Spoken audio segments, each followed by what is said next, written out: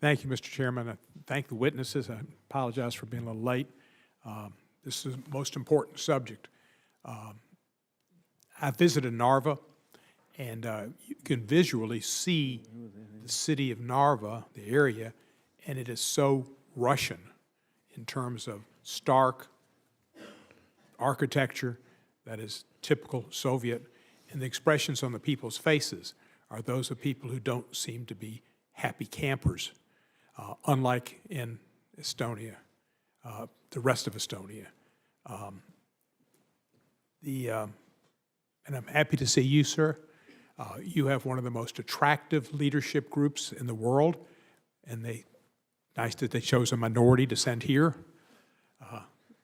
I enjoyed my visit to Estonia, I always have. There's nothing changed since... I think the minister is a very handsome man.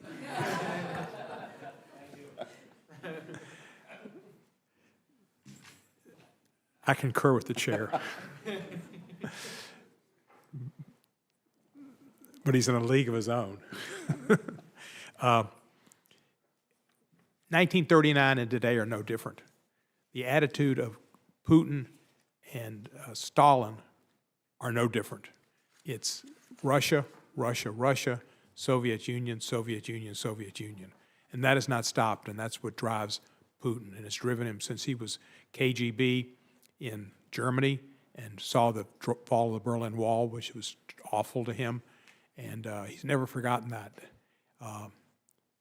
Politicians should sometimes forget old problems and go on to new problems. Sometimes they can't get over old problems, and they get into repeating errors of the past. We're going to have, in Lithuania, Latvia, and Estonia are going to have problems with Russia. They would love to have you back in the Soviet Union. We need to act strongly. I know President Trump has had mixed postures toward Russia. What he did in Helsinki was sinful. What he did in Alaska was almost as sinful.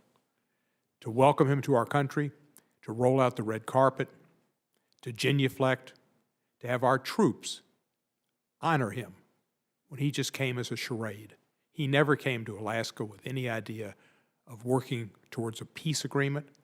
He doesn't want peace. He wants to take over Ukraine. He'd like to kill Zelensky, and he'd like to go into the other countries in Eastern Europe, and he will do that. Russia has a lot of significant and lethal military equipment on a scale comparable to ours and China's, and maybe in some cases surpassing it. And they didn't do that to win the science fair. They wanted to come after us and our Eastern European friends. And our president must understand that and strengthen our resolve to help our Eastern European allies, because that is being America first. They will come after us eventually. They want world domination. The planes that they have, the missiles that they've got that can stay in flight for interminable amounts of time are not necessarily intended for the Baltic countries. It's intended for the United States. There's no need for those missiles if they were just interested in Poland and Estonia and Lithuania and Latvia and other countries in Eastern Europe. They're after us. And we need to be prepared for it, and we need to fight, know that Ukraine is fighting the war for us now.